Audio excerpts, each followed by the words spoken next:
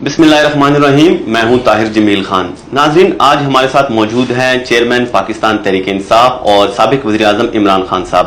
ان سے آج ہم بات کریں گے موجودہ ملکی سیاسی صورتحال اور تحریک انصاف کی اس حوالے سے حکمت عملی پر. جی خان صاحب، کیا حال ہیں آپ کے؟ جی شکریہ. خان صاحب، حالیہ press conference D G I S P R نے جو کی ہے اس میں انہوں نے کہا ہے کہ ایک سیاسی جماعت نے بغاوت کی کوشش کی ہے. اشارہ ان کا غالباً آپ کی جانب ہی ہے. تو ایسے میں جب وہ اپنے ادارے کے اندر ہی احتساب کا عمل کر رہے ہیں، 2 اسٹار اور 3 اسٹار جنرلز بھی انہوں نے نہیں بخشے، تو آپ اپنا مستقبل کیا دیکھ رہے ہیں؟ دیکھیں، آگے تو جو ہوتا ہے ہمیں اللہ میں ایمان ہے، تو وہ تو جو ہوگا. لیکن مجھے ابھی تک سمجھ نہیں آئی کہ D G I S P R نے جو یہ پریس کانفرنس کی ہے، کبھی کوئی اس طرح یک طرفہ پریس کانفرنس کرتا ہے. بہت بڑا الزام ہے کہ فوج کے اندر بغاوت کی ہے. فوج کا مطلب ملک کے ساتھ بغاوت کی ہے، کیونکہ فوج تو ہماری ہے. تو اگر فوج تباہ ہوتی ہے بغاوت کی وجہ سے تو ملک تباہ ہوتا ہے.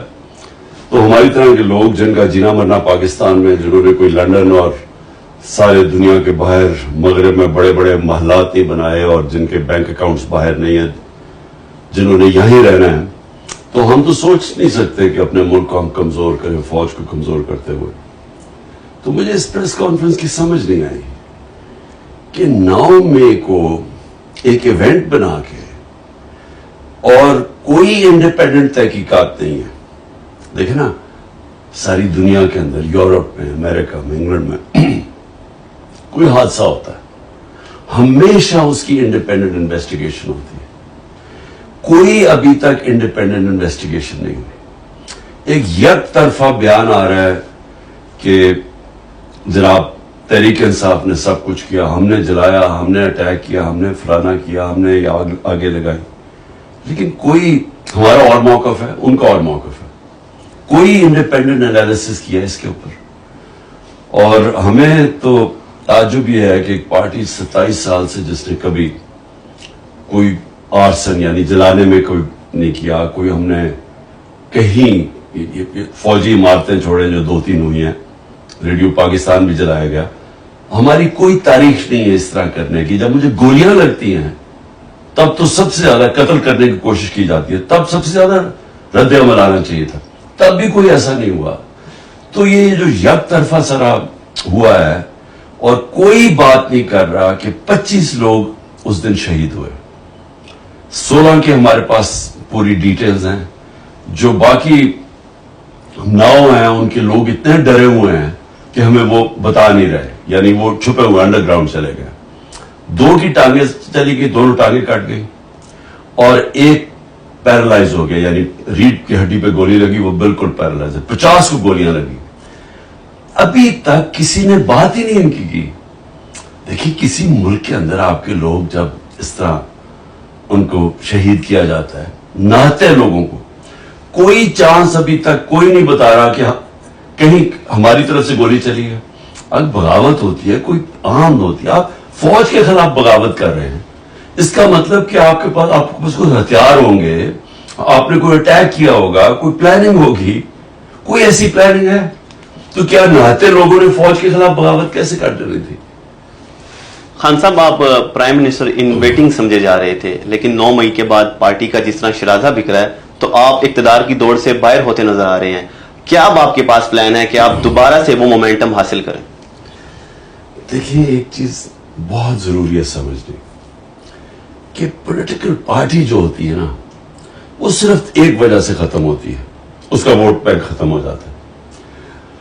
اب یہ پیپلز پارٹی اور نون لیگ ہے، 2 بڑی جماعتیں تھیں پاکستان کی، آج اکٹھی ہیں. آج دونوں بڑی جماعتیں اکٹھی ہو گئی ہیں.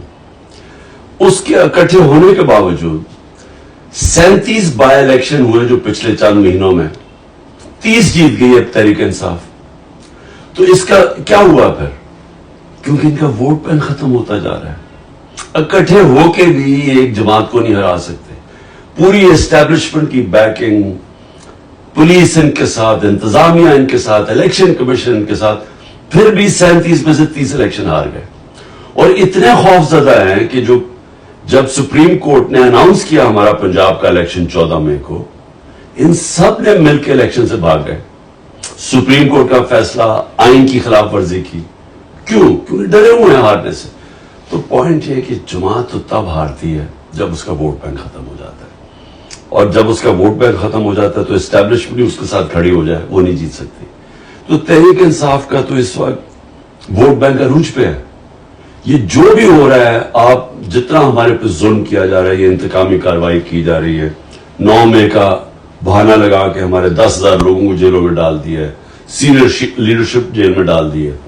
نکلتے تب ہیں جب وہ کہیں کہ جی ہم پارٹی چھوڑ رہے ہیں، تب وہ نکلتے ہیں. تو کیا اس سے کیا ہوگا؟ تحریک انصاف کمزور ہو رہی ہے، تحریک انصاف اور طاقتور ہو رہی ہے. کیوں؟ کیونکہ ووٹ بینک بڑھتا جا رہا ہے. خان صاحب، پارٹی کے سرکردہ جو رہنما ہیں اور آپ کے قریبی ساتھی، ان کے چھوڑ جانے کے بعد خود کو تنہا تو محسوس کرتے ہوں گے؟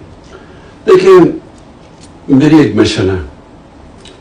مشن کے اندر آپ نہ دیکھتے ہیں اپنی فیملی، نہ آپ دیکھتے ہیں اپنے دوست، نہ آپ دیکھتے ہیں کہ جی میرے سے 26 سال کوئی میرے ساتھ رہا ہے. آپ صرف مشن دیکھتے ہیں. آپ اٹھا کے دیکھ لیں جنہوں نے مشن لڑی ہیں، قائد اعظم محمد علی جناح، کتنی ان کی دوستیاں رہ گئی، ان کی فیملی ڈسٹربٹ ہو گئی. مہاتما گاندھی کا دیکھ لیں، وہ بھی بہت بڑا لیڈر تھا، اس کا دیکھ لیں کہ اس کی کیا پرائیویٹ لائف، دوستیاں کدھر گئی. نیلسن منڈیلا کی زندگی پڑھ لیں تو وہ کتنی ان کی فیملی ساری ختم ہو گئی، اس کے دوستوں سے کیا ہوا. تو میرے لیے تو ایک مشن ہے حقیقی آزادی کی. 27 سال پہلے میں نکلا تھا تھوڑے سے لوگوں کے ساتھ، بڑی دیر تھوڑے سے لوگ تھے، پھر بڑھتی گئی، اور پھر اللہ کا کرم ہے آج پاکستان کی شاید تاریخ کی سب سے بڑی پارٹی بن چکی ہے. تو اس کے اندر دوستیاں کا آنا جانا سے کوئی فرق نہیں پڑتا. کنسنٹریشن ہے کہ ہم نے اپنے ملک کو، اگر ہم نے اس کو اٹھانا ہے، اگر ہم نے اس کو ایک عظیم قوم بنانا ہے جو کہ بن سکتی تھی. بڑا خواب تھا پاکستان، وہ تب ہوگا جب حقیقی جمہوریت آئے گی. حقیقی جمہوریت تب آتی ہے. حقیقی جمہوریت کا مطلب حقیقی آزادی. آزادی ہوتی ہے تو خوشحالی ہوتی ہے. حقیقی جمہوریت تب تک نہیں آ سکتی جب تک رول آف لا یعنی انصاف نہیں ہوتا. کیونکہ رول آف لا ہوتا ہے تو جمہوریت ہوتی ہے، تو آزادی ہوتی ہے، تو خوشحالی ہوتی ہے. تو یہ جو لوگ چھوڑ کے مغرب جا رہے ہیں، یورپ جاتے ہیں، ساؤتھ امریکہ سے امریکہ گھسنے کی کوشش کرتے ہیں، یہ کیوں کرتے ہیں؟ کیونکہ ان ملکوں کے اندر آزاد لوگ ہیں، ان کی آئین ہے، ان کی جمہوریت ہے، ان کے رول آف لا ہے، لیول پلینگ فیلڈ ہے، محنت کا پھل ملتا ہے. لوگ ایک دفعہ اپنے ٹیکس دیں، قانون کے اوپر چلیں، آزاد ہو جاتے ہیں. ہمارے ملکوں کے اندر بدقسمتی سے ایک چھوٹا سا طبقہ ہے، وہ سارے ملک کے وسائل کنٹرول کر کے بیٹھا ہوا ہے، وہ آزاد نہیں ہونے دیتا. اور یہ جو سارے میرے خلاف جو جمع ہوئے 14 پارٹیز، اسٹیبلشمنٹ، یہ کیوں ہیں؟ کیونکہ یہ سب ڈرے ہوئے ہیں اس ملک میں حقیقی آزادی سے. حقیقی آزادی کا مطلب کہ یہ جو سارے قبضہ کر کے بیٹھے ہوئے وسائل کے اوپر اور قانون کے اوپر بیٹھے ہوئے، تو ان کو خطرہ ہے.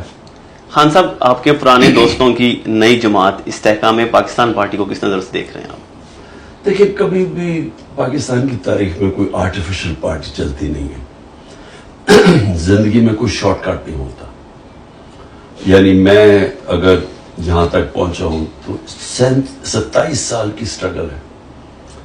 14 سال کی، جس طرح میں نے کہا تھوڑے سے لوگ تھے ساتھ، مذاق اڑتا تھا. آہستہ آہستہ پبلک کے اندر اس کی جڑیں گئیں، اس کا نظریہ گیا، اور آج سب سے بڑی اللہ کا کرم ہے جماعت ہے. لیکن کسی کا خیال ہے کہ اس طرح کی جماعت بنا دو اور ادھر ادھر سے لوگ توڑ کے لے آؤ، تو اس کی پبلک میں تو کوئی روٹس ہے ہی نہیں.